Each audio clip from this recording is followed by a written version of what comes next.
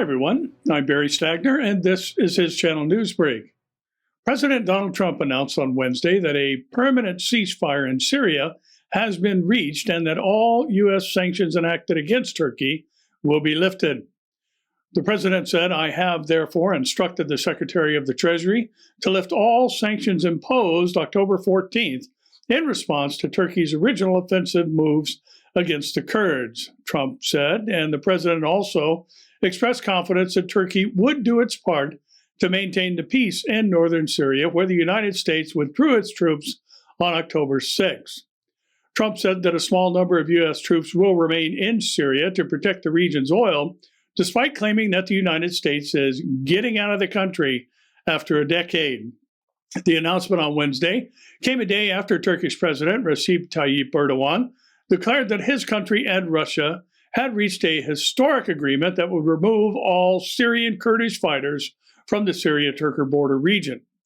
According to this agreement, Turkey and Russia will not allow any separatist agenda on Syrian territory, said Erdogan, speaking alongside Putin at a press conference following their meeting.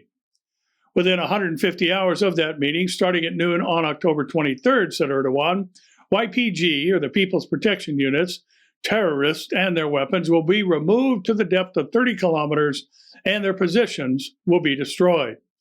He added that after the one-week deadline, joint Turkish and Russian patrols would start in two zones stretching 6 miles to the east and west of the area of Turkey's current Operation Peace Spring.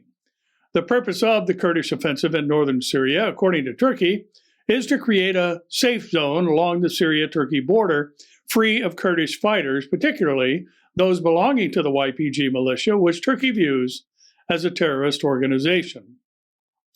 Partisan political division and the resulting incivility has reached a low in America, with 67% believing that the nation is nearing civil war, according to a new national survey.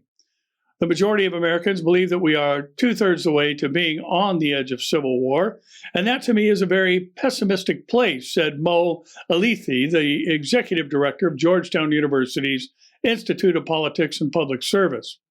And worse, he said, in announcing the results of the Institute's battleground poll, the political division is likely to make the upcoming 2020 presidential race the nastiest in modern history, highlighting findings that show voters angered with compromise and growing unfavorable ratings of President Trump and most 2020 Democratic presidential candidates.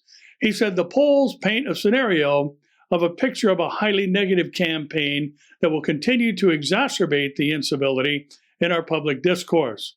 He added, it will be a sort of a race to the bottom, or has a potential to be the race to the bottom. The civility poll found that 87% of Americans are frustrated with the rudeness in politics today. It also revealed that the public really isn't interested in traditional compromise. For example, a nearly equal 84% said they are tired of leaders compromising their values and ideals. El-Alithi explained, "It seems to me what they're saying is, I believe in common ground, it's just that common ground is where I'm standing.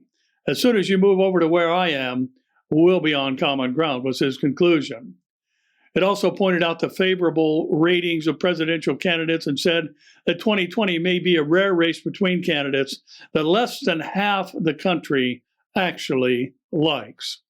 Well, as we know, in the last days, there are going to be things in the Middle East that heat up to a degree that causes an invasion led by Russia, Turkey, accompanied by Iran, into Israel from Syria, giving us today's reminder to keep looking up.